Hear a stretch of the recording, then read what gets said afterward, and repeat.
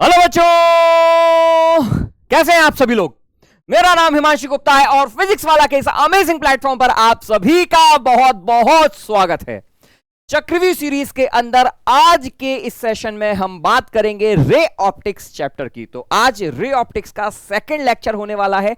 पिछले लेक्चर में हमने रे ऑप्टिक्स के कुछ जेई एडवांस के अच्छे क्वेश्चंस को सॉल्व किया था जो प्रीवियस ईयर्स में आए हुए हैं। ठीक है, किन किन टॉपिक्स पर हमने बात करी थी। तो यार अगर मैं बात करूं आपको, पिछले लेक्चर में मैंने आपको प्लेन मिरर के बारे में क्वेश्चंस कराए थे, total internal reflection, refraction from flat surface या प्लेन सरफेस, इन सभी चीजों के जो क्वेश्चंस आए थे, इन सभी टॉपिक्स के जो क्वेश्चन जेई एडवांस में आए हुए थे, हमने उन टॉपिक्स को लिया था। ठीक है, आज के इस लेक्चर में हम इसके आगे के क्वेश्चंस के बारे में बात करेंगे। चलिए भाई, तो बिना देरी किए स्टार्ट करते हैं चक्रव्यूह सेशन, जहां पर हम जेई एडवांस के प्रीवियस ईयर के कुछ बहुत अच्छे क्वेश्चंस आपके सामने लेकर के आ रहे हैं। ठीक है, चलो भाई, तो आज के लेक्चर में किन किन टॉपिक्स के बारे में हम बात करेंगे। तो यार आज के लेक्चर में हम बहुत इंपॉर्टेंट टॉपिक्स के बारे में बात करने वाले हैं, जिनमें से पहला है प्रिज्म। अगर मैं प्रिज्म के बारे में बात करूं तो यार पिछले 5 से 6 साल में, अगर मैं पिछले 5-6 सालों का भी पेपर्स उठा करके देखूं तो भाई कम से कम 3 या 4 बार तो जेई प्रिज्म से अकेले सवाल आए हैं। ठीक है, और अगर मैं पिछले 10 सालों की बात करूं तो पिछले 10 साल में 5 बार के लगभग जो है प्रिज्म से सवाल बने हुए हैं। ठीक है, तो अगर एडवांस के पर्सपेक्टिव से बात की जाए तो उनका बड़ा ही फेवरेट टॉपिक है और बहुत इंपॉर्टेंट टॉपिक भी है। ठीक है, अच्छे सवाल इससे बनकर के आते हैं। दूसरा, इसके बाद बात की जाए तो आपका रिफ्रैक्शन फ्रॉम कर्व्ड सरफेस या spherical surface, refraction from spherical surface. ठीक है, फिर और इसके बाद हम बात करेंगे थिन लेंस के बारे में। ठीक है, तो थिन लेंस के क्वेश्चंस जो जेई एडवांस में आए हुए हैं, अगर कुछ अच्छे क्वेश्चंस आए हैं तो हम उनको भी लेंगे। ठीक है, चलिए भाई, तो स्टार्ट करते हैं पहले सवाल से। हर सवाल को सॉल्यूशन देखने से पहले आपको रिकमेंड करूंगा वीडियो को पॉज कीजिए और उस सवाल को एक बार खुद से पढ़िए और सॉल्व करने की कोशिश कीजिए, उसके बाद आप उसका सॉल्यूशन देखें। ठीक है, मैं स्क्रीन से सामने से हट जाता हूं सो दैट एक बार आप स्क्रीन पॉज करके पूरा क्वेश्चन पढ़ लें और इसको सॉल्व कर पाएं। ठीक है, उम्मीद करता हूं आपने इसको अटेम्प्ट किया होगा। देखते हैं सवाल क्या बोल रहा है। तो सवाल में बोला हुआ है a plane polarised blue light ray is incident on a prism. एक प्लेन पोलराइज्ड जो है ब्लू लाइट रे एक प्रिज्म पर इंसिडेंट हो रही है। ठीक है, such that there is no reflection from the surface of prism. इस प्रिज्म से कोई भी रिफ्लेक्शन नहीं हो रहा। जनरली क्या होता है, जब भी कोई लाइट रे एक मीडियम में टकराती है, यानी कि मीडियम चेंज करती है, तो कुछ लाइट पार्शियली रिफ्लेक्ट होती है और कुछ लाइट पार्शियली रिफ्रैक्ट होती है। यह बोल रहा है कि प्लेन पोलराइज्ड ब्लू लाइट, सबसे पहले यहां पे हिंट क्या दिया है, प्लेन पोलराइज्ड ब्लू लाइट है। ठीक है, तो प्लेन पोलराइज्ड ब्लू लाइट रे, ये हिंट दी हुई है। ठीक है, ये क्या हिंट दी हुई है, ये बोलना चाहता है बेसिकली कौन से एंगल, वो कौन सा एंगल होता है जिस पर कोई लाइट रे, पोलराइज्ड लाइट रे रिफ्लेक्ट नहीं करती है। तो एक आपने कॉन्सेप्ट पढ़ा होगा, ब्रूस्टर एंगल। ठीक है, ब्रूस्टर एंगल, ब्रूस्टर एंगल क्या होता है, वो एंगल जहां पर टेन थीटा यानी कि tan angle I is equals to refractive index के बराबर होता है, tan I is equals to mu के बराबर होता है। अगर आपने ये कॉन्सेप्ट पढ़ा हुआ है तो आप इस सवाल को बड़े इजीली डायरेक्टली सॉल्व कर सकते हैं। अगर आपने ये कॉन्सेप्ट नहीं पढ़ा है तो घबराएं नहीं, वेव ऑप्टिक्स में जनरली ये हम कॉन्सेप्ट जो है वो वेव ऑप्टिक्स में पढ़ाते हैं, तो वेव ऑप्टिक्स में आपको ये कॉन्सेप्ट पढ़ने को मिलेगा। ठीक है, वहां पर आप इस सवाल को अप्रोच कर सकते हैं। ठीक है, अभी मैं फिलहाल बस ये बता रहा हूं, अब इसको मान लीजिएगा कि ब्रूस्टर एंगल वो एंगल होता है जहां पर प्लेन पोलराइज्ड लाइट जो है वो कोई भी लाइट रे रिफ्लेक्ट नहीं करती है, सारी लाइट रे क्या हो जाती है, रिफ्रैक्ट कर जाती है। ठीक है, चलिए भाई, there is no reflection, the angle of deviation of the emergent ray is 60 degree. यहां पर दिया हुआ है मुझे एंगल ऑफ डिविएशन दिया हुआ है और फिगर 1 बोला हुआ है। ठीक है, the angle of minimum deviation for red light, angle of minimum deviation for red light for the same prism is del min, हमें दिया हुआ है 30 डिग्री के बराबर है, फिगर 2 में बोला है। This is the angle of minimum deviation. ठीक है, the refractive index of the prism material for the blue light is √3। Blue light के लिए रिफ्रैक्टिव इंडेक्स क्या है, √3 है। इसको मैं बोल देता हूं म्यू बी से रिप्रेजेंट कर देता हूं। ठीक है। Which of the following statements is are correct, हमें बताना है इनमें से कौन से स्टेटमेंट सही हैं। ध्यान दीजिएगा, इसमें एक या एक से ज्यादा ऑप्शंस करेक्ट हो सकते हैं भाई। क्लियर, यहां तक की बात समझ में आई? सवाल क्या बोलना चाह रहा है? सवाल में आपको दो कंडीशन दी है। पहली कंडीशन दी है ब्लू लाइट के लिए, ब्लू लाइट जब एक प्रिज्म से रिफ्लेक्ट करती है कोई रिफ्लेक्शन नहीं होता है, लाइट रे बाहर निकल जाती है, डेविएशन एंगल दिया है 60 डिग्री। इसके बाद अगले केस में क्या दिया है? रेड लाइट कर रहा है, तो रेड लाइट के लिए मिनिमम डिविएशन दिया है, कितना है? Minimum deviation is equals to 30 degree. चार ऑप्शन यहां पर दिए हैं, एक से ज्यादा ऑप्शंस करेक्ट हो सकते हैं। क्या बोल रहा है? The blue light is polarised in the plane of incidence, blue light plane of incidence में पोलराइज्ड है, ठीक है। The angle of prism is इतना, refractive index of the material of prism for red light is √2, angle of refraction for blue light in air, ठीक है, at the exit plane is 60 degree. मतलब चार option है यहां पे, कुछ blue light के बारे में बात कर रहे हैं, कुछ रेड लाइट के बारे में। हमें रेड लाइट का म्यू निकालना है एक, हमें एंगल ऑफ इमर्जेंस निकालना है, प्रिज्म एंगल निकालना है, और ब्लू लाइट पोलराइज है या नहीं है ये तय करना है, ठीक है। चल भाई, अब जरा ध्यान दीजिएगा, मैं इसको सॉल्यूशन करता हूं, एक मिनट।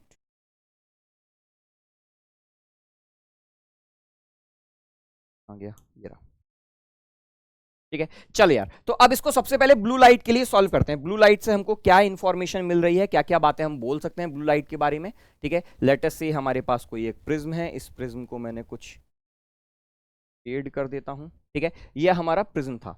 अब जरा ध्यान दीजिएगा, यहां पर सबसे पहले क्या आई है? हमारे पास ब्लू लाइट आई है। ब्लू लाइट के बारे में इंफॉर्मेशन क्या दी है? ब्लू लाइट के लिए इस मीडियम का रिफ्रैक्टिव इंडेक्स दिया हुआ है म्यू बी, किसके बराबर था? √3 के बराबर था। हमें क्वेश्चन में ये दिया हुआ है mu B is equals to √3, और एंगल ऑफ इमरजेंस यानी कि सॉरी एंगल ऑफ डिविएशन दिया हुआ है del is equals to 60 degree. अब जरा ध्यान दीजिएगा, ब्लू लाइट जब यहां पर आई है, इस तरीके से जा रही है और यहां पर बाहर निकल रही है, हमें टोटल डिविएशन दिया है, लेकिन हमें क्या क्या नहीं दिया? एंगल ऑफ इंसिडेंस नहीं दिया, प्रिज्म एंगल नहीं दिया है, ठीक है, एंगल ऑफ रिफ्रैक्शन भी नहीं दिया है। लेकिन उसने एक चीज बोली है कि यहां पर कोई भी रिफ्लेक्शन नहीं हो रहा है, ठीक है।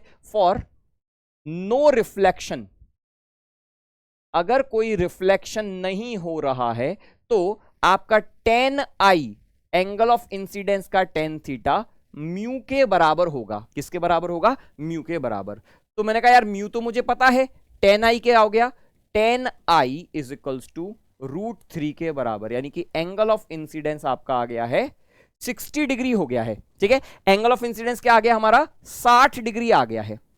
अब एंगल ऑफ इंसिडेंस अगर 60 डिग्री आ गया, और इसने ये भी बोल रखा है कि आपका टोटल डिविएशन कितना है, तो यहां से इन दोनों लाइट रेस के बीच में, इंसिडेंट रे और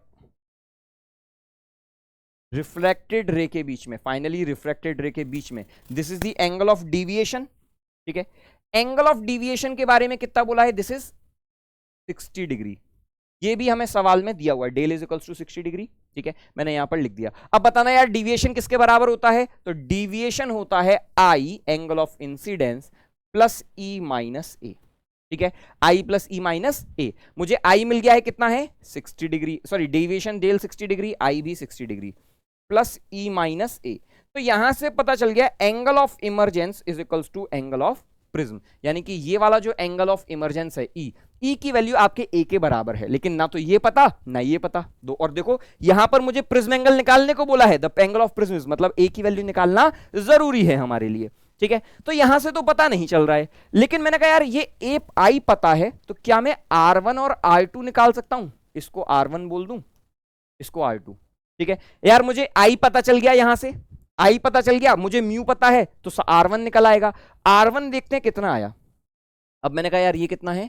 साइन आई यानी कि 1 into sine 60 is equals to √3 into sine R1, ठीक है। तो √3/2 is equals to √3 sine R1, √3 से √3 खत्म हो गया, R1 1/2, sign R1 1/2, sign R1 अगर 1/2 आ गया तो यानी कि मुझे पता चल गया R1 is equals to 30 degree, ठीक है।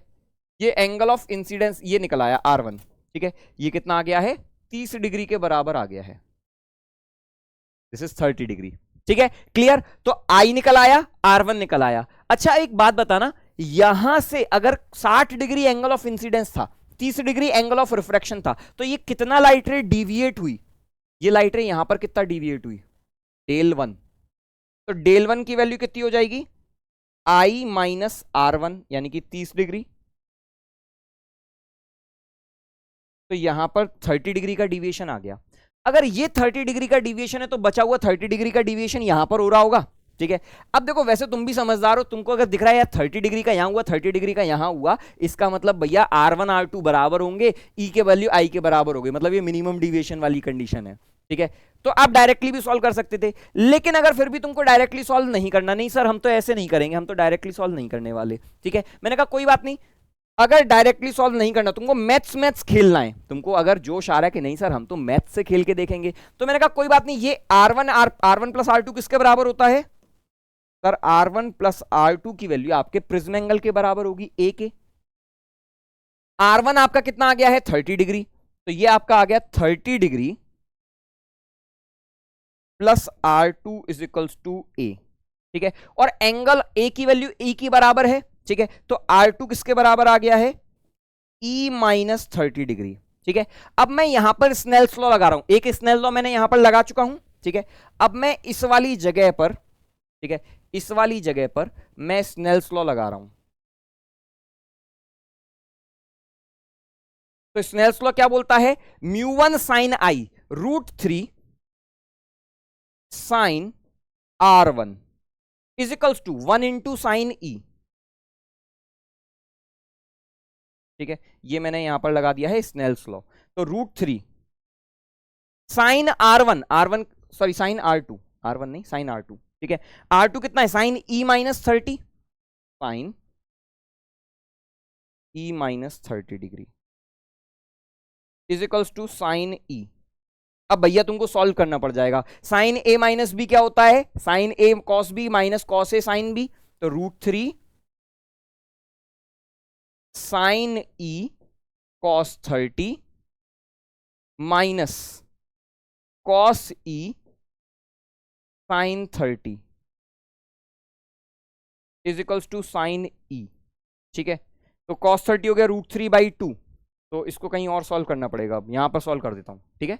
√3 साइन E कॉस 30 यानी कि √3/2 minus cos E into sine 30 यानी कि 1/2 is equals to sine E। मैंने यहां वाले स्टेटमेंट को और आगे बढ़ा दिया, ठीक है। इसी स्टेटमेंट को मैंने cos 30 sin 30 की वैल्यू रख दी, ठीक है। 1/2 बाहर आ जाएगा, इसको एक काम करता हूं अंदर ही भेज देता हूं, sine √3 into √3 3/2 sine E minus √3/2 cos E is equals to sine E। इसको भी इधर ले जाता हूं और इसको cos वाले को इधर भेज देता हूं, तो 3/2 sine E minus sine E is equals to √3/2 cos E। ये क्या हो गया, साइन E/2, 3/2 माइनस 1 क्या हो गया 1/2 साइन E/2 √3/2 cos E, 2 से 2 कट गया, sine E upon cos E √3 के बराबर आ गया, यानी कि tan E is equals to √3, E की वैल्यू कितनी आ गई 60 डिग्री। देख भाई इतनी मेहनत करने के बाद E की वैल्यू क्या आई 60 डिग्री, और यहां पर मैं डायरेक्टली बोल रहा था कि यार जब यहां पर 60 डिग्री था ये 30 डिग्री हुआ, ठीक है। कितना लाइट रे डिविएट हुई 30, टोटल डिविएशन कितना चाहिए 60, तो 30 और डिविएट होना है। अगर 30 डिग्री और डिविएट होना है तो भैया ये 30 होगा ये 60 होगा, तभी तो दोनों का I माइनस R 30 बनेगा, ठीक है। तो मैं ये भी बोल सकता था, पहले ही मैंने बोल दिया था, तो ये एंगल पता चल गया E की वैल्यू 60। अब लेकिन मैथमेटिकली निकाल लिया, अब हम सेटिस्फाइड है कि हाँ हमने 100% पूरा ट्राई कर लिया, ठीक है। अब अगर ये 60 है तो ये R2 भी कितना हो जाएगा 30, ठीक है। 30 और 60, अब बताओ A की वैल्यू क्या होती है R1 प्लस R2, तो A की वैल्यू क्या है A is equals to 60 degree. अब जैसे ही A 60 डिग्री पता चला, prism angle is 45 degree, B option गड़बड़ है। क्या बोल रहा है, blue light is polarised in the plane of incidence, ये जो ब्लू लाइट है प्लेन ऑफ इंसिडेंस में पोलराइज्ड, हाँ ये ऑप्शन बिल्कुल सही है, ठीक है। हमने अभी देखा था ब्रूस्टर एंगल क्या होता है tan theta is equals to mu, इस एंगल पर जो लाइट होती है कोई रिफ्लेक्शन नहीं होता है, and the refracted light is polarised, ये लाइट कैसी होती है पोलराइज्ड होती है। और किस में होती है पोलराइज्ड? प्लेन ऑफ इंसिडेंस में, ठीक है, जिसमें ये प्लेन है, ठीक है, तो ये सही है। Refractive index of the medium for the red light is √2। अब रेड लाइट के लिए बात करनी है रिफ्रैक्टिव इंडेक्स की, ठीक है, हमें डेल मिनिमम दिया हुआ है रेड लाइट के लिए। चल भाई, तो अगर मैं रेड लाइट के लिए बात करूं, लेटस से ये हमारा प्रिज्म है, सेम वही। अब प्रिज्म एंगल तो पता चल गया ना, ठीक है, ये एंगल तो पता चल गया 60 डिग्री है। अब यहां पर म्यू नहीं पता, म्यू फॉर रेड लाइट नहीं पता हमको, ठीक है। अंदर एंटर करा है रेड लाइट और मिनिमम डिविएशन दिया है। अच्छा, मिनिमम डिविएशन की खास बात क्या होती है? मिनिमम डिविएशन पर एंगल ऑफ इंसिडेंस और एंगल ऑफ रिफ्रैक्शन इमर्जेंस बराबर बराबर होते हैं। लाइट रे कुछ यहां से यहां जाएगी, फिर यहां जाएगी, ठीक है। तो at minimum deviation, del minimum पर angle of emergence is equals to angle of incidence और R1 R2 के बराबर होता है। ये दोनों ही कंडीशन सेटिस्फाई होती हैं। अगर R1 और R2 के बराबर हो गया तो भैया ये तो 30 डिग्री हो जाएगा। इतनी बात भी समझ में आ रही है? क्योंकि अगर बराबर बराबर है तो भैया आधे आधे ही होंगे, मिलकर के 60 डिग्री बनना है ना। तो ये आपका हो गया 30 डिग्री, ये आपका हो गया 30 डिग्री, ठीक है। और अगर ये 30 डिग्री हो गया और हमें पता है डेल कितना है, डेल मिनिमम डिविएशन 30 डिग्री है, ठीक है। तो मिनिमम डिविएशन होता है I plus E minus A, ठीक है। ये हमें कितना दिया है? 30 डिग्री। I प्लस E इसको मैं 2I बोल दूं, माइनस A 60 डिग्री, ठीक है, ये पता ही है। तो ये हो जाए 60 plus 30 90। Angle of incidence I is equals to 45 degree, ठीक है। 60 और 30 90 बाई 2, 45 डिग्री आ गया। मतलब अब हमें ये भी पता चल गया 45 डिग्री। और जैसे ही ये पता चला, अब मैं सी ऑप्शन चेक कर रहा हूं भाई, ठीक है। तो अब यहां पे स्नेल्स लॉ लगा दूं, μ1 sin I यानी कि 1 into sine 45 is equals to mu into sine 30। Sine 45 क्या होता है? 1/√2। Mu for red light into sine 30 होता है 1/2, तो 1/√2, यहां पे √2 बचा, तो ये आ जाएगा आपका म्यू की वैल्यू आ गई √2। रेड लाइट के लिए म्यू किसके बराबर होगा? √2 के बराबर होगा। ये आंसर आना चाहिए। क्या रेड लाइट के लिए म्यू √2 बोला है इसने क्वेश्चन में? कहां गया? क्या रेड लाइट के लिए म्यू √2 बोला है? हाँ बोला है। The refractive index for red light is √2। Option C भी बिल्कुल सही आया। Option D, angle of refraction for blue light in the air at the exit plane is 60। अरे यार ये तो निकाल ही लिया, angle of refraction at exit, ठीक है, वो तो 60 डिग्री, ये यहीं पर निकाल लिया था, ठीक है। देखो ये निकाला है एंगल ऑफ रिफ्रैक्शन या एंगल ऑफ इमर्जेंस, ठीक है। तो बस ये कितना है? 60 डिग्री, ये भी बिल्कुल सही है, ठीक है। Angle of refraction for blue light in air at exit plane, ठीक है, वही है। चलिए, तो आंसर आ गया इसका A, C एंड D। अगला सवाल देखिएगा भाई, ये सवाल कब आया हुआ है? जेई IIT जेई एडवांस 2021 में आया हुआ है, ठीक है। तो मैं आपसे बोल रहा हूं, पिछले मैंने 10 साल के शायद मैंने पेपर देखे थे, उसमें से 4 से 5 बार तो प्रिज्म से ही सवाल पूछे गए हैं, ठीक है, डायरेक्ट प्रिज्म से सवाल आए हैं। हर साल रे ऑप्टिक्स से 1 से 2 सवाल आना तो पक्का है, ठीक है। और रे ऑप्टिक्स बहुत इंपॉर्टेंट टॉपिक है, जिसमें प्रिज्म उसका फेवरेट टॉपिक में से आता है, ठीक है। चलिए अब यहां देखिएगा इस सवाल में क्या बोल रहा है। तो बोला हुआ है फॉर अ प्रिज्म, एक काम करता हूं, पहले मैं स्क्रीन से हट जाता हूं, वीडियो पॉज कीजिए और इस सवाल को सॉल्व कीजिए, ठीक है।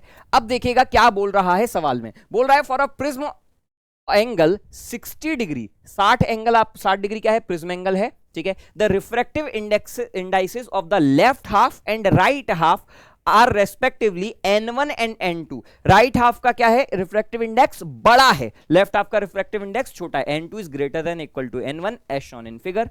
The angle of indices I, ठीक है, the angle of incidence is chosen such that the incident light ray will have minimum deviation if N1 is equals to N2 is equals to N is equals to 1.5। अगर N1 N2 बराबर हो जाते हैं और वो 1.5 के बराबर हो जाते हैं, तो हमने एंगल ऑफ इंसिडेंस इस तरीके से चूज किया है कि इस रिफ्रैक्टिव इंडेक्स के लिए मिनिमम डिविएशन आएगा। For the case of unequal refractive index, जब रिफ्रैक्टिव इंडेक्स अनइक्वल हो जाए, N2 is equals to N है और sorry n1 is equals to n है and n2 is n plus delta n है, ठीक है। The angle of emergence E is equals to I plus delta E। अच्छा देखो, जब n1 n2 बराबर थे तो जो एंगल ऑफ इंसिडेंस होगा वही एंगल ऑफ इमरजेंस होगा। क्यों? क्योंकि यार मिनिमम डिविएशन है, मिनिमम डिविएशन पर क्या होता है, दोनों बराबर हो जाते हैं। अब इसने बोला नहीं नहीं नहीं, अब n2 जो है n1 से थोड़ा सा बड़ा है, डेल्टा n बड़ा है, तो भैया अब इमरजेंस वो नहीं बनेगा, अब मिनिमम डिविएशन नहीं रहा, तो क्या होगा, इमरजेंस का एंगल कुछ बदलेगा। कितना बदला, I प्लस डेल्टा ई, कुछ डेल्टा ई बदल गया। Which of the following statements are correct, हमें बताना है कौन से स्टेटमेंट्स सही हैं। एक या एक से ज्यादा ऑप्शन सही हो सकते हैं। क्या बोल रहा है, value of delta E is greater than delta N, हमें पहला ऑप्शन दिया है। Delta E is proportional to delta N, ठीक है। Third option is delta E lies between 2 and 3 milli radians if delta N is equals to 2.8 into 10⁻³ Fourth is delta E lies between 1 and 1.6 milliradians if delta N is 2.8 into 10⁻³ ठीक है। चार options हैं, देखना है क्या होने वाला है। सबसे पहली तो बात करते हैं जब रिफ्रैक्टिव इंडेक्स दोनों की बराबर थी, ठीक है। N1 और N2 कैसे इसने बोल रखे हैं, बराबर बोल रखे हैं, तो तब की बात कर लेते हैं। तो लेटस से मैंने इसमें बीच में से एक इस तरीके से उसने प्रिज्म काट रखा है, तो जैसा जैसा वो करता जा रहा है मैं बिल्कुल सेम वही चीज लिखता जा रहा हूं,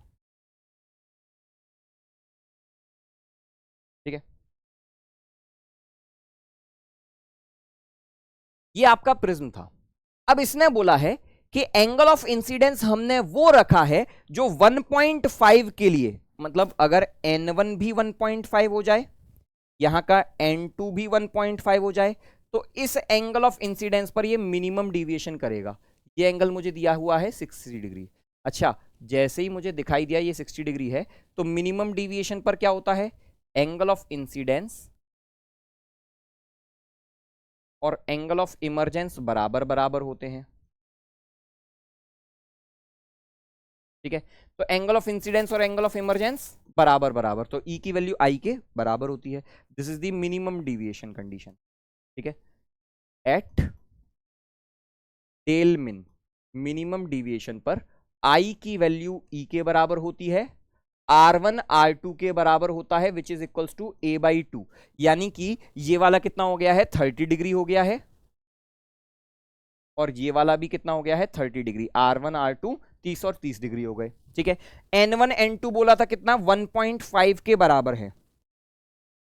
तो जब N1, इसमें सवाल में पढ़ो, सवाल बड़ा अंग्रेजी थोड़ी सी हाई फाई देख रखी है इसने, ठीक है। इसने क्या बोला है, the angle of incidence I is chosen such that the incident light ray will have minimum deviation if n1 is equals to n2 is equals to n is equals to 1.5, ठीक है। तो जब दोनों की वैल्यू 1.5 है तो हमने ऐसा एंगल ऑफ इंसिडेंस रखा है कि मिनिमम डिविएशन आ जाएगा। मैंने कहा ठीक है भाई, ये 1.5 है। अच्छा, ये तो बताइए स्नेल्स लॉ लगा दूं यहां पर, ठीक है। तो अगर मैं यहां पर स्नेल्स लॉ लगा दूं तो ये क्या आ जाएगा, sine I is equals to 1.5 sine R, R क्या है 30 डिग्री, तो sine I 1.5 3/2, sine 30 1/2, sine I is equals to 3/4, ठीक है। यहां से मुझे एंगल ऑफ इंसिडेंस पता चला। चलो भाई, साइन आई ये पता चल गया। अब इसने बोला है कि अगर, अच्छा एक चीज है, अगर ये एंगल 30 डिग्री है, ये एंगल 30 डिग्री है, तो ये एंगल कितना हो गया, ये 60 डिग्री हो गया, ठीक है। ये एंगल 60 डिग्री दिख रहा है, ये 90 - 30, ये एंगल भी 60 डिग्री दिख रहा है, तो ये क्या बन गया, ये तो एक इक्विलैटरल ट्रायंगल बन गया, ठीक है। और मैं ये मान लेता हूं कि यार ये इक्विलैटरल ट्रायंगल ऑलरेडी, ये भी 60 डिग्री, ठीक है। तो ये क्या है, ये लाइट रे बिल्कुल हॉरिजॉन्टल है, ठीक है। ये इस तरीके से आ रही है, आई से बनाया, यहां पर गई, ठीक है। Equilateral triangle, prism of prism angle, ठीक है। रिफ्रैक्टिव इंडेक्स बोल रखी है, लेफ्ट और राइट, ये कुछ ऐसा है, ठीक है। अभी ये कंडीशन इसने बोल रखी है। अब यहां पर ध्यान देना क्या हो रहा है। अच्छा देखो, ये परपेंडिकुलर बाइसेक्टर है बिल्कुल, ठीक है। Left half and right half, ठीक है। Left half and right half respectively are इतना एंड इतना। तो देखो अगर ये परपेंडिकुलर है, इसका मतलब यहां पर जो लाइट रे एंटर कर रही है, अगर n1 n2 डिफरेंट भी होते तो लाइट रे यहां पर तो नॉर्मली ये एंटर करती, ऐसे गई फिर फ्लैट हो गई, यहां पर नॉर्मली एंटर करिए, और नॉर्मली एंटर करने के बाद यहां पर तो कोई रिफ्लेक्शन होने वाला नहीं है। अब यहां पर आकर के अगर n2 अलग भी हो जाता है तो ये वाली वैल्यू बदल जाएगी, ई की वैल्यू कुछ ई प्लस डेल्टा ई हो रही है, ठीक है। अब कैसे सॉल्व करेंगे, मैंने कहा अब जो भी होगा, एंगल ऑफ इंसिडेंस तो फिक्स हो गया, एंगल ऑफ इंसिडेंस तो हम चेंज कर नहीं रहे, ठीक है। अब क्या होगा, अगर मैंने N2 को 1.5 से बढ़ाया, ठीक है, तो ये वाला E यहां पर ये बदल जाएगा, E प्लस डेल्टा E हो रहा है, ठीक है। तो E जो है वो कुछ बढ़ जाएगा, फिर अब ये बराबर नहीं रहेगा। यहां पर ये नॉर्मली आ रहा है, तो नॉर्मली आने पर तो इसका कुछ चेंज होगा नहीं, यहां कोई रिफ्रैक्शन होना नहीं है। यहां स्नेल्स लॉ और लगाते हैं, यहां का स्नेल्स लॉ तो मैं लगा चुका हूं, यहां का स्नेल्स लॉ, तो यहां पर क्या बनेगा, μ1 sin i, यानी कि N2 plus delta N2 sign आई, ठीक है, यानी कि साइन 30 डिग्री ही होगा। चलो भाई, साइन 30 डिग्री इजिकल्स टू, यहां पर क्या एयर है तो 1 है इंटू साइन ई। अब इसने क्या बोला था, पहले N2 की वैल्यू 1.5 थी, E की वैल्यू आपकी कितनी थी, यही थी, ये वाली I के बराबर थी। अब इसने बोला मैंने N2 की वैल्यू कितनी कर दी है, ठीक है।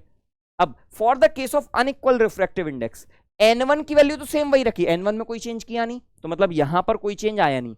अगर मैंने N1 अभी भी 1.5 ही रखा है, तो ये वाला एंगल तो अभी भी वही रहेगा, यहां पर रिफ्रैक्शन में कोई नहीं आया। N2 की वैल्यू कितनी हो गई है, N2 is equals to N plus delta N, तो N2 की वैल्यू हो गई है N plus delta N, sine 30 क्या है 1/2 is equals to sine E plus delta E, angle of emergence आपका बदल गया है, ठीक है। ये बताना है मुझे। अब डेल्टा ई इसके प्रोपोर्शनल है नहीं है, ये सारी चीजें मुझे बतानी है। एक काम करूं मैं, ठीक है, एंगल ऑफ इंसिडेंस जैसे ही मैंने N2 बदला, ठीक है,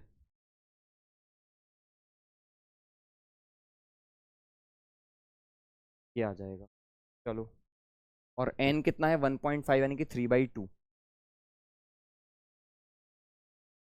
the value of delta E is greater than delta N, delta E की वैल्यू रेडियंस में ज्यादा होगी डेल्टा एन से, delta E is proportional to delta N. अगर मैं यहाँ पर बहुत छोटा सा चेंज, और देखो यहाँ पे चेंज मुझे डेल्टा एन में बहुत ज्यादा बड़ा तो नहीं दिख रहा ऑप्शंस में, ठीक है, तो एक काम करता हूँ, इसको मैं डिफ्रेंशिएट कर देता हूँ, ठीक है। N2 साइन आई, तो N2 का डिफ्रेंशिएशन हो जाएगा डेल्टा N2 साइन 30 1/2, साइन ई का डिफ्रेंशिएशन हो जाएगा कॉस ई डेल्टा ई, ठीक है, sine E cos E delta E. I इसमें कोई चेंज आने वाला नहीं है, N2 का डिफ्रेंशिएशन हो गया डेल्टा एन, ठीक है, N2 का यानी कि DN कुछ बोल दूं, चलो ये हो जाएगा। कॉस ई की वैल्यू, जब साइन आई आपका ये है, ठीक है, आई और ई बराबर है, तो कॉस ई किसके बराबर हो जाएगा, cos E is equals to cos I, तो हाइपोटेनस तो यही रहेगी, √3 यानी कि 3 माइनस 3 का स्क्वायर 9 माइनस, सॉरी बेस निकालना है ना, तो 4 का स्क्वायर 16 माइनस 9 का अंडर रूट, तो √7/4 हो जाएगा, ठीक है। √7/4 डेल्टा ई डेल्टा N/2, ठीक है। बेसिकली मैंने कॉस ई निकाल लिया, कॉस ई क्या होता है, बेस अपॉन हाइपोटेनस, बेस क्या है आपका अंडर रूट हाइपोटेनस का स्क्वायर माइनस, तो 4 स्क्वायर माइनस 3 स्क्वायर, तो 7/4, ठीक है। तो ये कितना हो गया, ये 2 बन गया, तो delta N is equals to √7/2 delta E. तो यहाँ पर एक चीज तो ये समझ में आ गई, ये डायरेक्टली प्रोपोर्शनल आ रहे हैं छोटे एंगल के लिए, ठीक है। तो the value of delta E, ठीक है, is proportional to delta N, ये भी सही है। डेल्टा ई की value greater than delta N है, डेल्टा ई कितना है, डेल्टा एन इंटू 2/√7, √7 की वैल्यू कितनी है, √7 की वैल्यू आपकी 2 से तो बड़ी ही है, ठीक है, 4 √4 होता तो 2 होता, तो 2 से बड़ी है, तो ये वैल्यू छोटी होनी चाहिए, delta E is less than delta N आ रहा है, क्योंकि यहां पर इसकी वैल्यू 2 से बड़ी है, तो 2 से बड़ी इसका मतलब मल्टीप्लाई, तो delta is less than delta N, ठीक है। तो value of delta is greater than delta N, ये गड़बड़ है, तो ये तो नहीं है, ठीक है। डेल्टा ई लाइज बिटवीन इतना एंड इतना milli radians if delta N is equals to 2.8 into 10⁻³ अगर डेल्टा एन की वैल्यू, तो डेल्टा ई की वैल्यू कितनी हो जाएगी, ठीक है, तो delta E is equals to 2/√7 into 2.8 10 की पावर -3, ठीक है। डेल्टा एन की वैल्यू कितनी है 2.8, 10 की पावर -3, तो डेल्टा ई कितने 2 से 3 के बीच में लाई करेगा, किस रेंज में लाई करेगा, ठीक है। 4.8 मिली रेडियंस, 4.8 बाई √7 मिली रेडियंस, ये आ जाएगा, ठीक है। अब अगर मैं √7 की बात करूं तो ये 4 से बड़ा है, सॉरी 4 से बड़ा नहीं है, ठीक है, 2 से बड़ा है, 3 से छोटा है। अगर 2 से बड़ा है, ठीक है, और 3 से छोटा है, तो वैल्यू 1 से तो बड़ी ही है, ठीक है। 3 भी होता तो भैया 1 से बड़ी होती, तो 1 से बड़ी है लेकिन 2 से छोटी है, तो 1 से बड़ी है 2 से छोटी है, ठीक है। और ये बोल रहा है 2 से 3 के बीच में। मैंने कहा √7 अगर यहाँ पे, मैंने कहा अगर यहाँ पर 4.8/2 होता तो यहाँ पर बनता 2.4 समथिंग, ठीक है, और यहाँ पर 3 होता, की वैल्यू निकाल लें क्या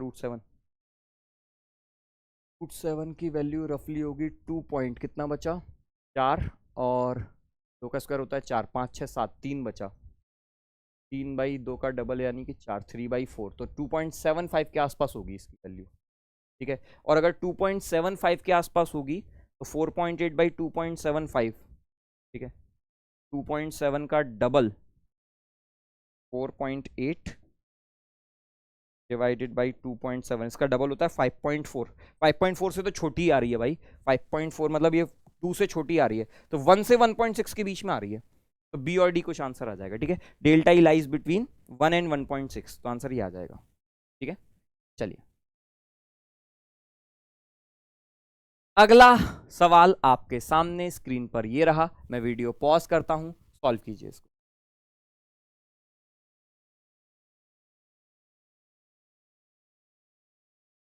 चल यार सॉल्व किया, ठीक है। क्या बोल रहा है यहां पर सवाल में, बोल रहा है a monochromatic light is incident from air on a refracting surface of a prism of angle 75 degree, तो प्रिज्म एंगल हमको कितना दिया है 75 डिग्रीज, ठीक है। And refractive index √3, refractive index दे रखी है इसकी √3 है। The other refracting surface of a prism is coated by a thin film of refractive index n as shown in figure, तो यहां पर एक दूसरा मीडियम है जिसका रिफ्रैक्टिव इंडेक्स है n।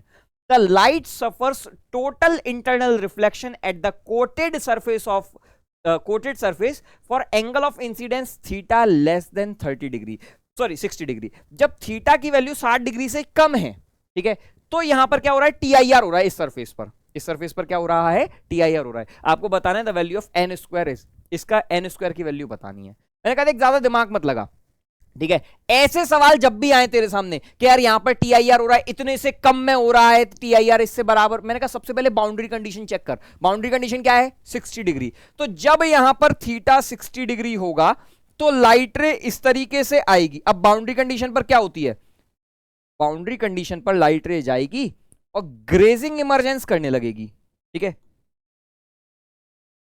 बाउंड्री कंडीशन पर क्या होगा, ग्रेजिंग इमरजेंस करने लगेगी, तो ये वाली कंडीशन पे तू सॉल्व कर डाल, ठीक है। अब अगर जैसे ही मैं इस वाली कंडीशन को सॉल्व करने के लिए चलूंगा, सबसे पहली चीज तो मुझे ये वाला एंगल चाहिए, ठीक है। ये वाला एंगल R1 कितना होगा, तो स्नेल्स लॉ लगाता हूं 1 into sine 60 boundary condition is equals to √3 into sine R1, sine 60 हो गया √3/2, √3 साइन R1, √3 से √3 उड़ गया, sine R1 is equals to 1/2, R1 is equals to 30 degree, ठीक है। R1 कितना आ गया 30 डिग्री। अब R1 अगर आपका 30 डिग्री आ गया तो आपको क्या निकालना है R2, तो R1 plus R2 prism angle के बराबर 30 degree plus R2, prism angle कितना है 75 डिग्री के बराबर, तो R2 आ गया 75 माइनस 30 यानी कि 45 डिग्री के बराबर, ठीक है। प्रिज्म एंगल आ गया, ये आ गया R2। अब यहां पर क्या है ग्रेजिंग इमरजेंस, ठीक है। अब तीसरे वाली कंडीशन की बात कर लो, तो √3 into sine R2 is equals to जो भी इसका रिफ्रैक्टिव इंडेक्स है ईटा या n बोल दिया, into sine angle of emergence जो भी है E, ठीक है। √3 साइन 45 डिग्री, n पता नहीं, ये है साइन 90 डिग्री, ठीक है। हो गया सॉल्व तुम्हारा। लो भाई ये कितना आ गया, n इज इक्वल्स टू, ठीक है, √3 इंटू साइन 45 1/2, कुछ गड़बड़ तो नहीं किया, ठीक है, तो √3 1/√2, ठीक है, थीटा 60 डिग्री था तो ये 30 आया, 30 आया तो ये 45 डिग्री, 3 साइन 60/2 1/2 30, ये 30 आया तो ये 45 आ गया, ये 45 आ गया तो साइन 45 √3 n इंटू साइन 90, ठीक है, तो √3/2 हमें क्या निकालना है, n स्क्वायर, तो n स्क्वायर की वैल्यू 1.5 आ रही है, 3/2, तो n आ गया आपका कितना,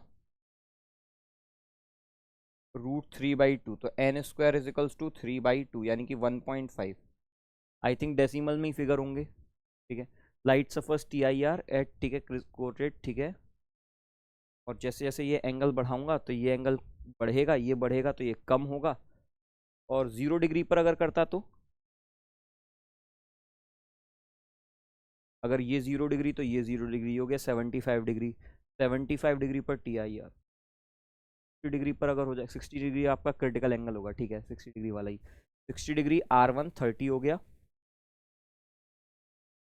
1 इन, सही कर रहा हूँ कि नहीं कर रहा हूँ, बस एक बार ये कंफर्म कर लेते हैं, ठीक है, तो 30 n की वैल्यू है √3, 1 into √3/2 is equals to √3 into sine R1, ये खत्म हो गया है, R1 की वैल्यू आ गई 30 डिग्री, ये 30 आ गया तो ये 45 डिग्री आ गया, ये 45 आ गया, तो √3 into sine 45 is equals to n into sine 90, ठीक है, तो ये तो सही किया है, ये आ गया √3 1/2, 3 1/2 1.5 सही है, ठीक है, कोई दिक्कत नहीं, सही किया आंसर, मतलब डेसिमल में ही होगा फिर और क्या करें, ठीक है, यही एक आंसर आ जाएगा, चल भाई, ठीक है, अगला सवाल, चल अगला सवाल देख यार, ये सवाल थोड़ा सा आसान सा है, इसमें सवाल में मुश्किल नहीं है, क्या बोल रहा है इस सवाल में, आपसे बड़ी आसान सी बात बोली है, N extended object is placed at O 10 centimetre in front of convex lens, extended object को हमने कहां रखा है, 10 सेंटीमीटर आगे रखा है, कॉन्वेक्स लेंस L1 है, ठीक है, and concave lens L2 is placed 10 centimetre behind it, यहां पर रखा हुआ है, ठीक है, the radius of curvature of lens, ठीक है, of the all curved surface of both lens are, मतलब क्या है, सभी का रेडियस ऑफ कर्वेचर, इसका रेडियस ऑफ कर्वेचर, इसका रेडियस ऑफ कर्वेचर 20 सेंटीमीटर है, और सभी लेंसेज का 20 सेंटीमीटर ही है, इसका भी 20 सेंटीमीटर, ये भी, ठीक है, the radii of curvature of all the curved surfaces in both lenses are 20 centimetre, the refractive index of both lenses is 1.5, refractive index भी दे दिया है, रेडियस ऑफ कर्वेचर भी दे दिया है, टोटल मैग्निफिकेशन पूछा है, ठीक है, तो भाई टोटल मैग्निफिकेशन क्या होता है, अगर आपको कभी भी टोटल मैग्निफिकेशन निकालना है is equals to m1 into m2, जो भी मैग्निफिकेशन है उनका आपको मल्टीप्लाई करना है, ठीक है, तो पहले वाले का मैग्निफिकेशन निकालो, दूसरे वाले का मैग्निफिकेशन निकालो और काम कर डालो, ठीक है, चल यार, अब मैग्निफिकेशन निकालने के लिए पहले फोकल लेंथ और चाहिए पड़ेगी मुझे, ठीक है, क्योंकि यार अब मैंने फॉर्मूला लगाया, पहले मैग्निफिकेशन क्या होता है, m1 is equals to v/u, ये मैग्निफिकेशन होता है, ठीक है, अब v निकालने के लिए पहले आपको क्या चाहिए होगा, v निकालने के लिए भैया पहले इमेज की लोकेशन निकालनी है, ठीक है, तो इमेज के लोकेशन के लिए लेंस फॉर्मूला लगाओगे, लेंस फॉर्मूला लगाने के लिए क्या करोगे, 1/v minus 1/u is equals to 1/f, लेकिन जैसे ही तुमने f, अब फोकल लेंथ तो चाहिए, तो फोकल लेंथ क्या होती है, ठीक है, तो फोकल लेंथ f1, पहले की फोकल लेंथ, म्यू -1, म्यू क्या है 1.5 -1, 1/r1, तो 1/20 प्लस 20 माइनस 1/r2 -20, ठीक है, कॉन्वेक्स लेंस की निकाल रहा हूं मैं, तो ये हो गया 1/2 इंटू 2/20, तो सॉरी ये 1/f होता है, ठीक है, 1/f1, तो 1/f1 कितना आ गया 1/20, तो f1 आपका आ जाएगा 20 सेंटीमीटर, ठीक है, और प्लस में 20 सेंटीमीटर, और सेम वही चीज, अरे रेडियस उसकी है, तो कॉन्केव लेंस की क्या आ जाएगी f2 -20 सेंटीमीटर, करके देख लेना, 1.5 -1, यहां पर क्या हो जाएगा 1/-20 -1/+20, सर ऐसा क्यों कर रहे हैं, ऐसा इसीलिए क्योंकि पहले लेंस के लिए रेडियस ऑफ कर्वेचर यहां पर था तो प्लस में गया, ठीक है, और दूसरे सरफेस के लिए रेडियस ऑफ कर्वेचर यहां था तो माइनस में गया, ठीक है, पहले लेंस में, जबकि यही चीज उल्टी हो जाएगी, तो उल्टी हो जाएगी, तो यहाँ पर माइनस, यहाँ पर प्लस हो जाएगा, तो इसीलिए -20। ठीक है, अब बताओ ऑब्जेक्ट कहाँ रखा है, 10 सेंटीमीटर पर। ठीक है, अब मैं पहले लेंस से रिफ्रैक्शन करा रहा हूं। मेरा पहला लेंस फोकल लेंथ है 20 सेंटीमीटर प्लस 20 सेंटीमीटर। ऑब्जेक्ट कहां रखा हुआ है, यहां पर, कितनी दूरी पर, 10 सेंटीमीटर पर। तो 1/v minus 1/u is equals to 1/f। 1/v निकालना है, -1/-10, 1/+20, तो 1/v is equals to 1/20 minus 1/10, यानी कि v की वैल्यू आ गई -20 सेंटीमीटर। सॉल्व कर लेना, 1/10, 20 माइनस 1/10 -1/20, -1/20 यानी कि v की वैल्यू हो गई 20 सेंटीमीटर माइनस में। -20 सेंटीमीटर का क्या मतलब है, इसकी जो इमेज बन रही है वो यहां बन रही है। ठीक है, सेम साइड मतलब इरेक्ट इमेज बन रही है। ठीक है, दिस इज द इमेज 1। क्या डिस्टेंस आ गई, 20 सेंटीमीटर। ठीक है, अच्छा देखो, एक तो तरीका होता है v1/v2, m1 निकालना है, पहले यहां से m1 भी हल्का ले लेते हैं। ठीक है, तो m1 कितना हो जाएगा, v/u। v क्या है, -20 डिवाइडेड बाई -10, माइनस यानी कि +2। ठीक है, एक तो तरीका ये होता है। दूसरा तरीका याद है कैसे करते थे, यहां पे जो जितना दूर वो उतना बड़ा, तो आपको क्या निकालना है, दोनों का डिस्टेंस का रेशियो ले लो, तो 20/10 यानी कि 2 डबल साइज हो गया, तो मैग्निफिकेशन डबल। अब बात करते हैं इस वाले लेंस की, कॉनकेव लेंस के लिए। तो कॉनकेव लेंस के लिए इसकी फोकल लेंथ भी 20 ही है, लेकिन -20 सेंटीमीटर है। ठीक है, सॉल्व भी करना चाहो तो निकाल सकते हो आप f2 की वैल्यू। ठीक है, क्या करोगे, 1.5 माइनस 1, 1/-20 माइनस 1/+20। ठीक है, चल यार, अब यहां पर कैसे निकालेंगे, मैंने कहा सर इसके लिए I1 ऑब्जेक्ट हो जाएगा, ये डिस्टेंस क्या है, 10 सेंटीमीटर है। तो सेकंड लेंस के लिए 1/v minus 1/u is equals to 1/f। 1/ minus, sorry v तो निकालना ही है, -30, 20 ये 10 ये, तो 1/-30 इज इक्वल्स टू 1/-20। तो 1/v is equals to 1/-20 minus 1/30। ठीक है, 30 20 60, -3 -2, तो v की वैल्यू आ गई 60/5 माइनस में -12 सेंटीमीटर। ठीक है, v कितना आ गया, -12, -12 मतलब यहां कहीं फाइनल इमेज बन रही होगी सेकंड वाली। ठीक है, यहां कहीं final image, this is I2, यहां से हो गई है डिस्टेंस -12। अब थर्ड रिफ्रैक्शन मत कराने बैठ जाना भाई, कि पता चला सर यहां पर है तो अब तो तीसरी वाली, अरे लाइट रे पहले इधर से आई, यहां चली गई, फिर इस पे आई, फिर अब लाइट रे इधर चली गई, तो अब ये नहीं, this is a virtual image. ठीक है, तो अब m2 की वैल्यू क्या हो जाएगी, m2 इज इक्वल्स टू, फिर से करता हूं, v/u। तो v क्या है, -12, u क्या है, -30, माइनस माइनस खत्म हो गया, 6 दूनी 12, 6 पंजे 30, 2/5। तो टोटल मैग्निफिकेशन क्या आ जाएगा, m1 into m2, 2 into 2/5, 4/5, 0.8 total magnification आ जाएगा। ठीक है, तो करने के लिए ये सवाल बहुत आसान, बस केवल ये है थोड़ी सी कैलकुलेशन लंबी है। ठीक है, आपको एक एक कैलकुलेशन करनी पड़ेगी, तो बस ये कहानी है, बाकी सॉल्यूशन इसका बड़ा ही स्ट्रेट फॉरवर्ड सॉल्यूशन है, आपको इसमें दिक्कत नहीं आनी चाहिए। ठीक है, चल यार, अब ये सवाल बड़ा ही जबरदस्त सवाल है। ठीक है, बहुत अच्छा सवाल है। ये क्या बोल रहा है सवाल में, पहले मैं स्क्रीन से हट जाता हूं, वीडियो को पॉज कीजिए और फिर इसको सॉल्व कीजिए। चल, क्या बोल रहा है इस सवाल में, तो बोला हुआ है a small object is placed 50 centimetre to the left of thin convex lens, 50 centimetre left में। ठीक है, हमने एक ऑब्जेक्ट रखा है, ठीक है, ऑफ फोकल लेंथ 30 सेंटीमीटर। इस कॉन्वेक्स लेंस की फोकल लेंथ 30 सेंटीमीटर है। The convex spherical mirror of radius of curvature 100 centimeter is placed to the right of the lens at distance 50 centimeter। तो इस लेंस से राइट में हमने क्या किया है, एक कॉन्वेक्स लेंस को रखा, कॉन्वेक्स मिरर को रखा है। ठीक है, convex spherical mirror of focal length, sorry radius of curvature 100 centimetre, lens की फोकल लेंथ है 30 सेंटीमीटर, ठीक है। अब राइट में रखा है, और कितनी राइट में रखा है, 50 सेंटीमीटर। डायग्राम में हालांकि सारी चीजें बताई हुई हैं, ठीक है। चल भाई, the mirror is tilted such that axis of the mirror is at angle 30 degree to the axis of lens as shown in figure. ये 30 डिग्री थीटा बना रहा है, ठीक है भाई। अब क्या बोल रहा है, if the origin of the coordinate system is taken to be at the centre of lens, origin यहां पर है, ठीक है, सेंटर ऑफ लेंस पर, the coordinates of the point x, y at which the image is formed are.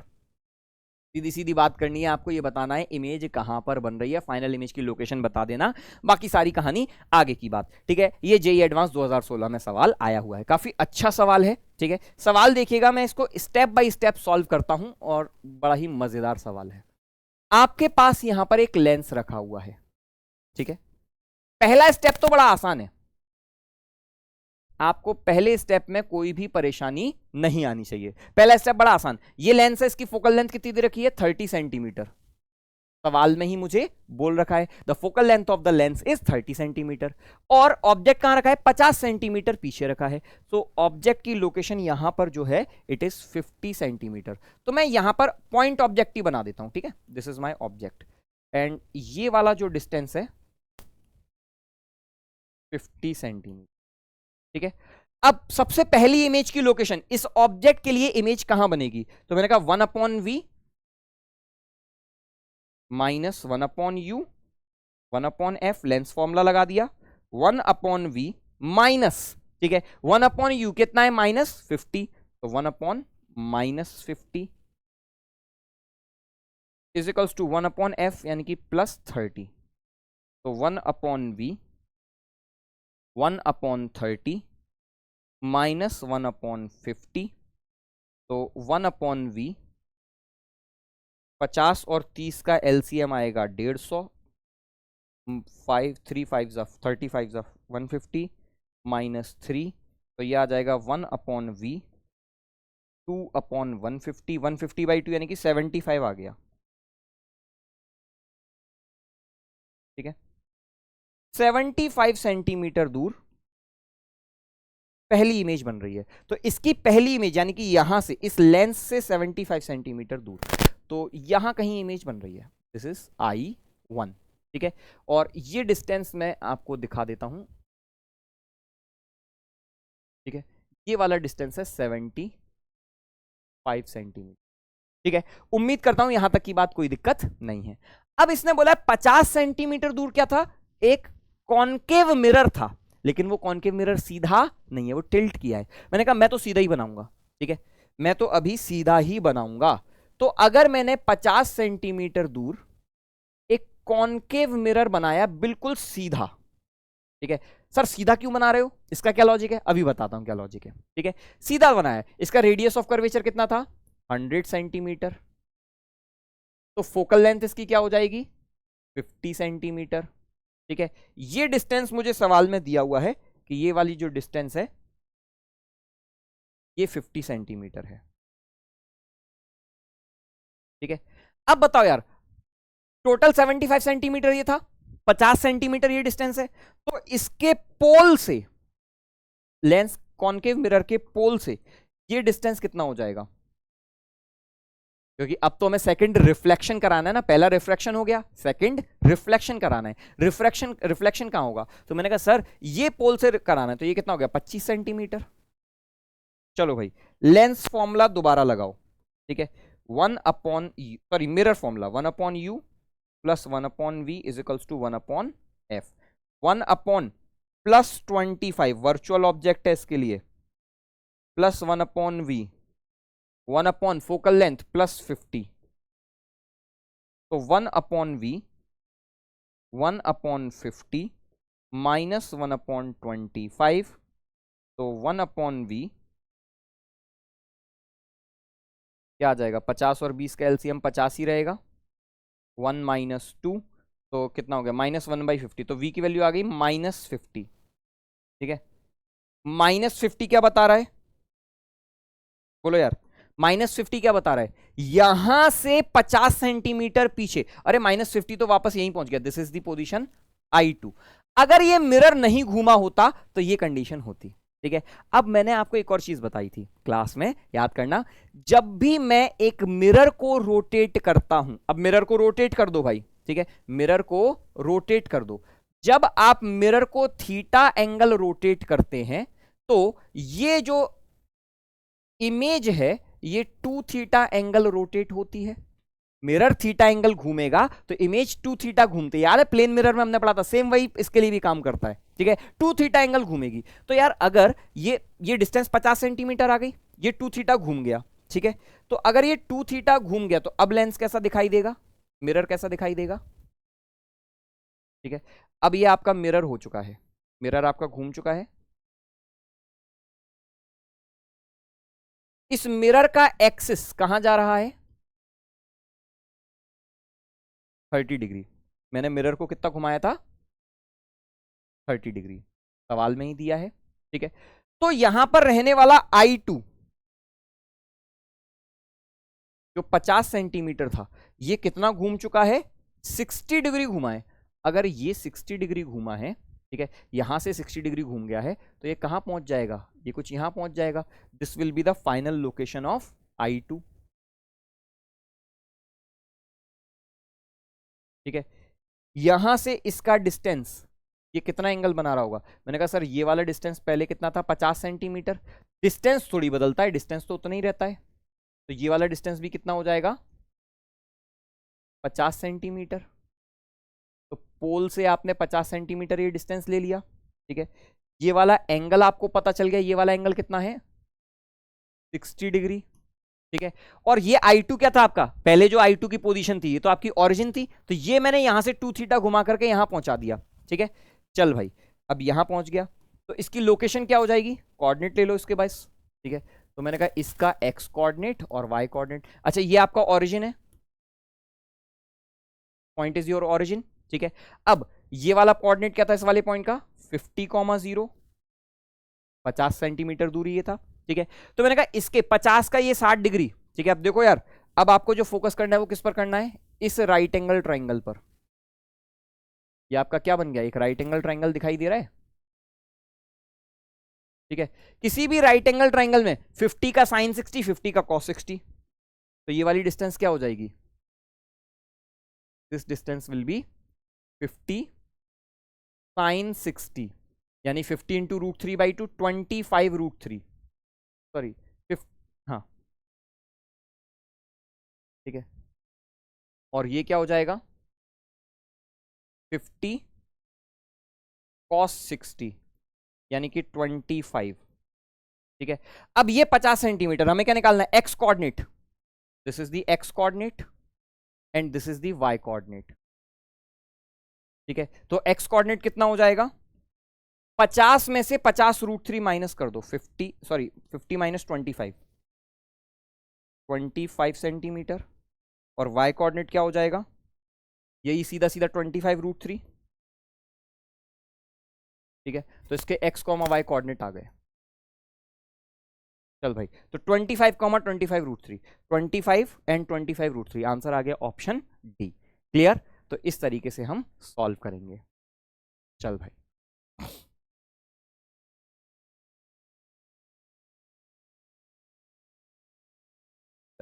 एक और सवाल देखते हैं। ठीक है, क्या बोल रहा है यहां पर सवाल को, तो यहां पर बोला हुआ है, इस सवाल को देखिएगा, ये सवाल जेईई एडवांस 2015 में है, थोड़ा सा पुराना जरूर है लेकिन कॉन्सेप्ट अभी भी अच्छा है इसमें। ठीक है, बोल रहा है कि 2 identical glass rods S1 and S2 identical rods हैं। ठीक है, रिफ्रैक्टिव इंडेक्स 1.5 है। ठीक है, तो refractive index is 1.5, have one convex end of radius of curvature 10 centimetre. तो रेडियस ऑफ कर्वेचर दे दिया है, म्यू दे दिया है। ठीक है, they are placed with the curved surfaces at a distance d as shown in figure with their axis shown by the dashed lines aligned। तो एक्सिस अलाइंड है। ठीक है, ये आपके सर्फेसेस हैं, यहां पर म्यू आपका दिया हुआ है, तो ये बेसिकली 2 आइडेंटिकल मीडियम है। ठीक है, इस तरीके से कुछ दिया है। When a point source of light P is placed inside rod S1 on its axis at distance 50 centimetre from the curved surface, ठीक है, the light rays emanating from it are found to be parallel to the axis inside S2 the distance d is। Simple सी logic में भैया, simple सी बातों में अगर बात बोलूं तो ये बोल रहा है कि यहां से लाइट रे गई, ठीक है, ये लाइट रे यहां से ऐसी गई, कुछ यहां पर गई, थोड़ा सा ऐसे दिखा देता हूं, ठीक है, तो कुछ लाइट रे यहां से गई और फाइनली ये लाइट रे पैरेलल हो गई। तो बता देना डी की वैल्यू क्या होगी, सिंपल सा लॉजिक। तो 2 बार रिफ्रैक्शन कराओ, काम खत्म कर दो। पहली बार रिफ्रैक्शन यहां पर होगा, किसी भी कर्व सरफेस पर रिफ्रैक्शन कैसा होता है, ठीक है, तो रिफ्रैक्शन 1, कर्व सरफेस पर refraction -μ1 upon u plus μ2 upon v, μ2 minus μ1 upon R. इस फॉर्मूले में बच्चे अक्सर साइन कन्वेंशन में या कहीं ना कहीं गड़बड़ बहुत करते हैं, इसीलिए मैं अक्सर ये फॉर्मूले को पूरा का पूरा लिखता हूं और एक एक वैल्यू सोच समझ के रखता हूं। माइनस μ1 जिस मीडियम से लाइट जा रही है उसका, इससे फर्क नहीं पड़ता इमेज कहां पर है, ऑब्जेक्ट कहां पर है, जिस मीडियम से लाइट जा रही है, तो -1.5, रिफ्रैक्टिव इंडेक्स 1.5 है। यू कितना है, -50, सारी चीजें साइन कन्वेंशन के साथ, प्लस μ2 क्या है 1, जिस मीडियम में लाइट जा रही है, डिवाइडेड बाई वी निकालना है, ठीक है, इज इक्वल्स टू μ2 माइनस μ1, जिस मीडियम में गई उसका रिफ्रैक्टिव इंडेक्स माइनस जिससे लाइट आ रही है, तो 1 माइनस 1.5 डिवाइडेड बाई इसका radius of curvature -10, sign convention के साथ। सर साइन कन्वेंशन के साथ क्यों, क्योंकि सरफेस आपका ऐसा है, ये आपका कर्व सरफेस है, तो इसका जो सेंटर होगा वो कुछ यहां पर होगा, ठीक है, तो इसका जो सेंटर होगा वो कुछ यहां पर होगा, तो दिस इज आर, ठीक है, इसीलिए -10। चल भाई, तो ये हो जाएगा 3/2 इंटू 50 यानी कि 3/100 प्लस 1 अपॉन वी। अब आप सॉल्व करते जाओ, माइनस पॉइंट तो 1/20, अब मैं सीधा सीधा लिख रहा हूं, ठीक है, 0.5/10 तो क्या हो गया 1/20, तो ये हो गया 1 अपॉन वी 1/20 माइनस 3/100, इसको मैं 5/100 माइनस 3/100 2/100, तो v की वैल्यू आ गई 2/100 1/50, तो 50 सेंटीमीटर v आ गया और पॉजिटिव में आया, ठीक है, पॉजिटिव में आया मतलब क्या, फाइनल इमेज पहली कहां बन रही है, पहली इमेज यहां पर राइट साइड में बन रही है, तो मैंने जो डायग्राम बनाया है थोड़ा सा गड़बड़ बनाया है, तो इसको मैं डिलीट कर देता हूं, ठीक है, ये तो मुझे पता है, तो इसका मतलब फाइनल जो डायग्राम है यहां पे आएगा, ठीक है, ऐसी कुछ। चल भाई, तो ये कितना हो गया 50 centimetre, this is the position of I1, ठीक है, तो ये डिस्टेंस मुझे पता चल गई है 50 सेंटीमीटर। अब सर आपने इसी ऐसे क्यों नहीं कर दिया कि सर ये 50 हो गया इसके अंदर ही बन जाता, मैंने कहा देख ये भी सरफेस कैसा है, कन्वर्जिंग सरफेस है, ठीक है, और अगर रेस को पैरेलल होना है, अगर रेस कन्वर्जेंस लेकर आती और कन्वर्जिंग सरफेस पे मिल जाती तो और कन्वर्ज हो जाती, तो इसीलिए यहां पर रेस को डाइवर्ज होना पड़ेगा, तो पहले रेस मिल गई, अब रेस डाइवर्ज हो रही है, ठीक है, और फाइनल इमेज यहां पर v क्या है, v आपका इंफिनिटी पर है। अब सेकंड रिफ्रैक्शन करा दो,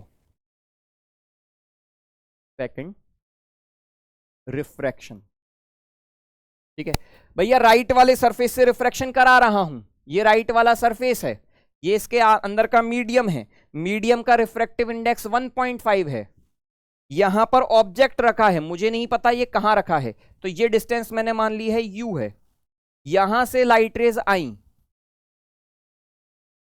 और फाइनली v क्या हो गया है, पैरेलल हो गई हैं, तो अगर लाइट रेज पैरेलल हो गई तो v की वैल्यू इंफिनिटी हो गई, ठीक है। चल भाई फॉर्मूला लगाते हैं, -μ1 upon u plus μ2 upon v, μ2 minus μ1 by R, जिस मीडियम से लाइट रे आई तो -1 डिवाइडेड बाई यू, पता नहीं मुझे, ठीक है, लेकिन मैं -u लिखता हूं क्योंकि नेगेटिव में है, प्लस μ2 1.5 जिसमें गई, v क्या है इंफिनिटी, 1.5 माइनस 1, r क्या है +10, ठीक है, क्योंकि इसका रेडियस कहां है आगे की तरफ, तो +10, तो 1 अपॉन यू, ये तो 0 हो गया, 1/20, तो u इज इक्वल्स टू 20, तो ये अगर 20 सेंटीमीटर आ गया, ठीक है, u यानी कि ये वाली डिस्टेंस आ गई 20 सेंटीमीटर,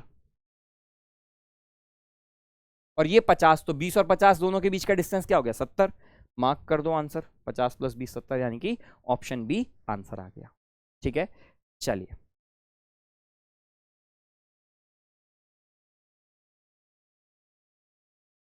तो आज के लिए इतना ही, ठीक है। मुझे उम्मीद है कि आपको आज के कराए हुए क्वेश्चन समझ में आए होंगे, सबके कॉन्सेप्ट अब क्लियर होंगे, ठीक है। मुलाकात होगी फिर अगले चैप्टर में, अगले लेक्चर में। तब तक के लिए ऑल द बेस्ट, मेहनत करते रहें, क्वेश्चंस लगाते रहें। Thank you.